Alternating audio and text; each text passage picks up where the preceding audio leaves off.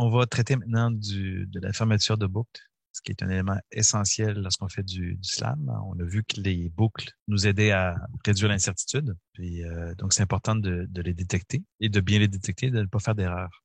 Aujourd'hui, je vais vous présenter une technique qui est utilisée pour faire cette détection de boucle-là. Essentiellement, dans le problème notre problème de fermeture de boucle, donc de loop closure, c'est de reconnaître que deux endroits, par exemple XI et XJ, sont les mêmes. Beaucoup de robots mobiles sont basés sur qui font de la cartographie, sont basés sur des lidars.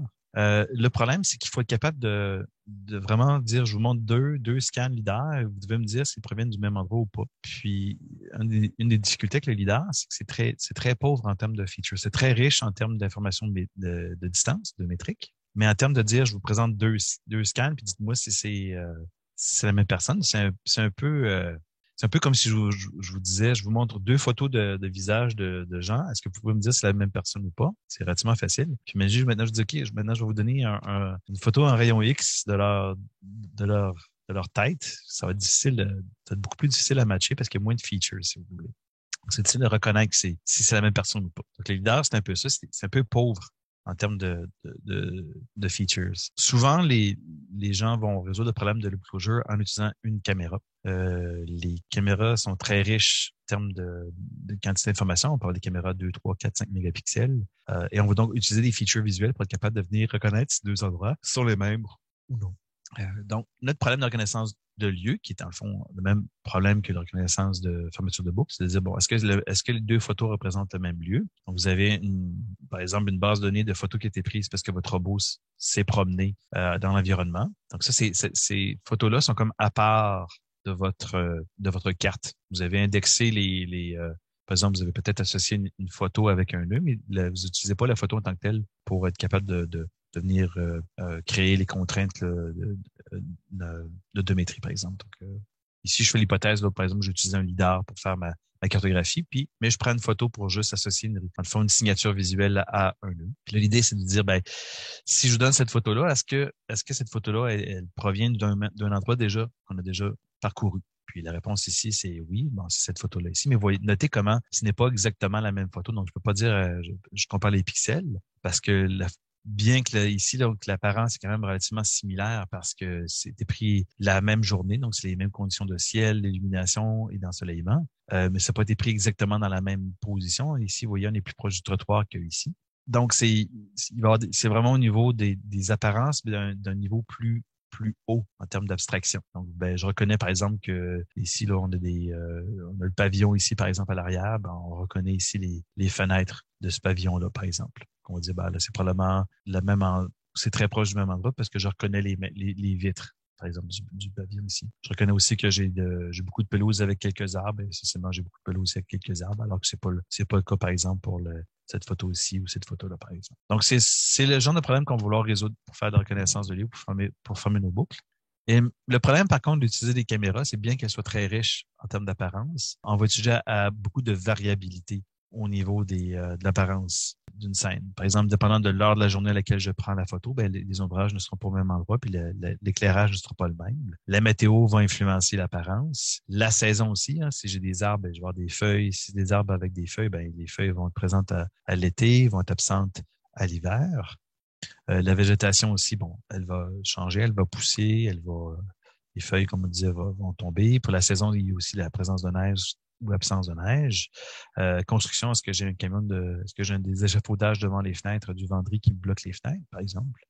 Est-ce que j'ai des obstacles dynamiques aussi qui viennent faire occlusion sur certaines parties de la scène? Et ainsi de suite. Donc, c'est pas ce qui manque de variabilité. Donc, c'est un problème qui est quand même assez difficile. La méthode que je présente aujourd'hui, c'est basée sur les descripteurs visuels. Si vous vous rappelez, lorsqu'on utilisait des images naturelles pour faire de la localisation, on trouvait des key points, donc des coins par exemple. On faisait une petite fenêtre autour et après ça, on prenait une rognure d'image, par exemple 64 pixels par 64 pixels, pour laquelle on passait dans une fonction pour obtenir un descripteur. Donc, simplement un vecteur de réel. Ici, je vais utiliser des vecteurs de réel, donc par exemple un descripteur SIFT. Puis, ce descripteur-là, on le veut comme étant un bon sommaire visuel de la rognure. Et on va se baser sur une technique qui s'appelle les sacs de mots. OK? Ça provient du Natural Language Processing. Donc, comment récupérer des documents? La récupération de documents, c'est de dire, ben, je vous donne un document, par exemple, A, puis je veux trouver le document B rapidement dans ma base de données de documents qui sont les plus similaires. OK?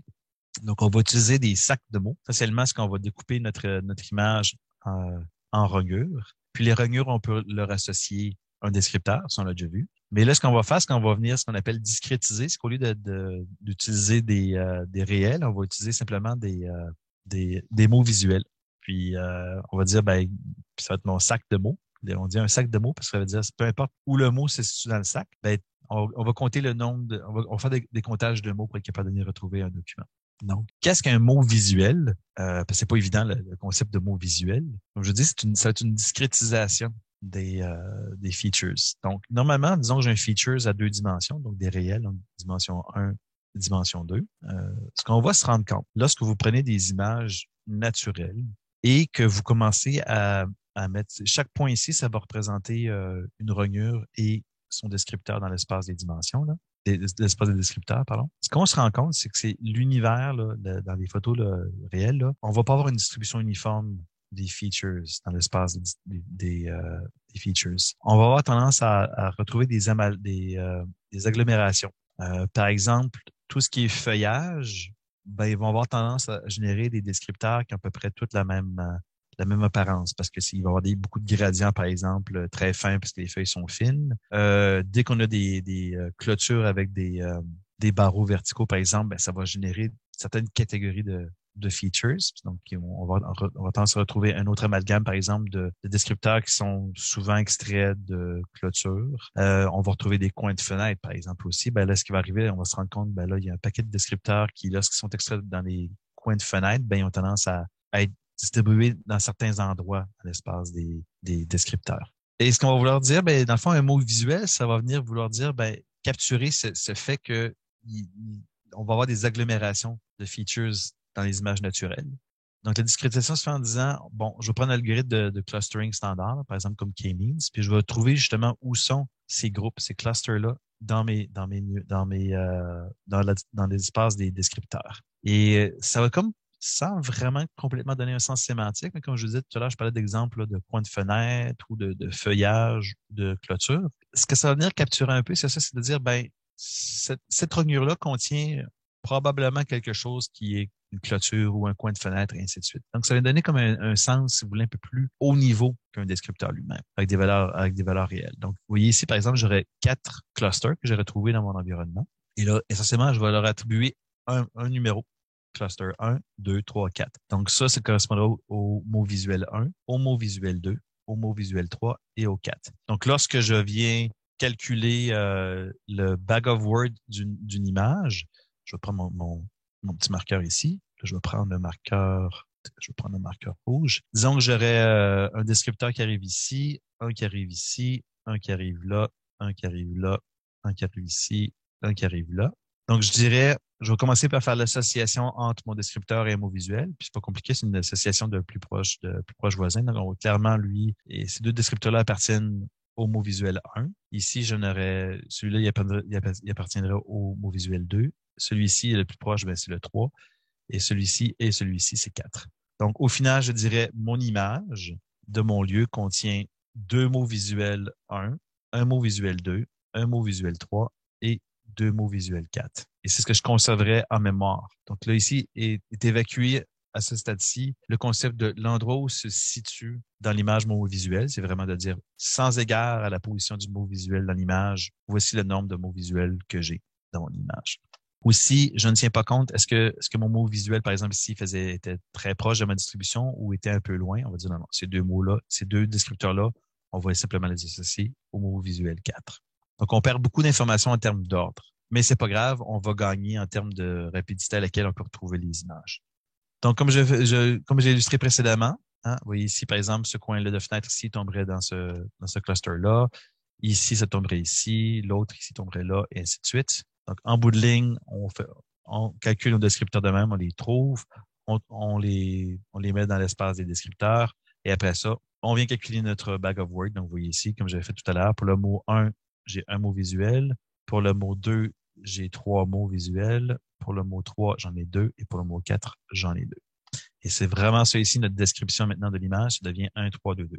C'est la description de l'image. Donc, vous voyez, on est passé d'une image mégapixel à un vecteur d'entier. Donc, une forte compression de données. Bon, on évacue beaucoup d'informations. Comme je vous dis, l'information géométrique, temporairement, on l'évacue. Mais ça nous fait une valeur, un vecteur succinct. Et pourquoi est-ce qu'on a discrétisé ces mots visuels-là? C'est parce que dans la recherche de documents, la discrétisation se fait, c'est-à-dire en traitement naturel de la langue, là, par exemple, le mot pomme, on va dire que c'est le mot numéro 475 dans le vocabulaire. Donc, le fait de discrétiser en mots visuels fait qu'on peut maintenant on peut emprunter toute la quincaillerie qui était développée pour la recherche rapide de documents avec du texte. Et par exemple, quand vous faites des recherches par mots-clés, ben, dans Google, ça se passe très vite parce que justement, ils ont beaucoup optimisé la recherche de documents. Donc, on va venir récupérer cette quincaillerie-là. Et après, donc, lorsque j'ai ma requête, j'ai ma base de données de lieux précédents qui a été compressée en des bag of words. Et en fond, on veut juste simplement trouver le mot,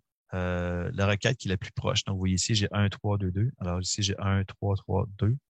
Donc, vous voyez, c'est le mot, cette requête-là, le mot, le lieu qui est, dans le fond, l'histogramme des mots.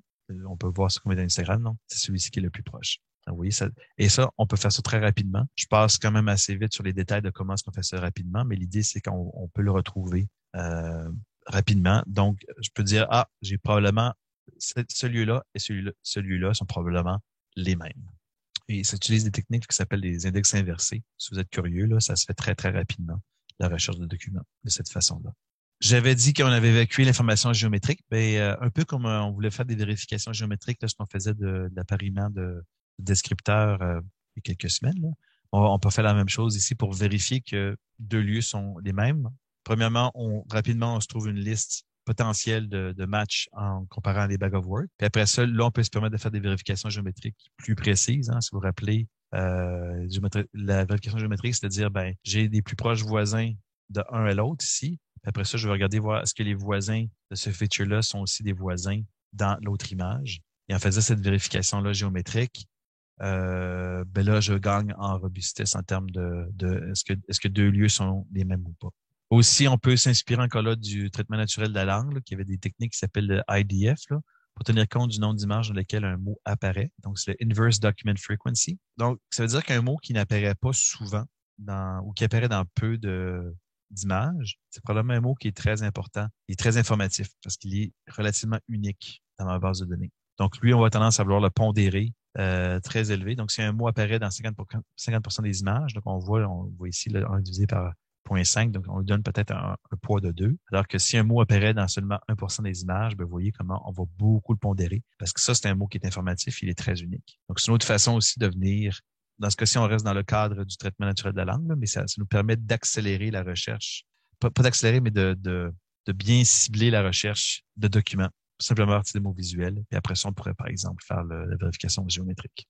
Voilà. Donc, c'est comme ça qu'on peut reconnaître des lieux. Notez que c'est un domaine de recherche qui est encore très, très en vogue, particulièrement parce que on voudrait être capable de calculer des mots visuels qui sont indépendants des conditions météo. Ce qui est pas la situation en ce moment. Ils sont encore relativement dépendants des conditions météo, par exemple, de l'illumination. Donc, il y a beaucoup de recherches qui se fait pour être capable justement de résoudre ce problème-là de détection de fermeture de boucle basée sur des images.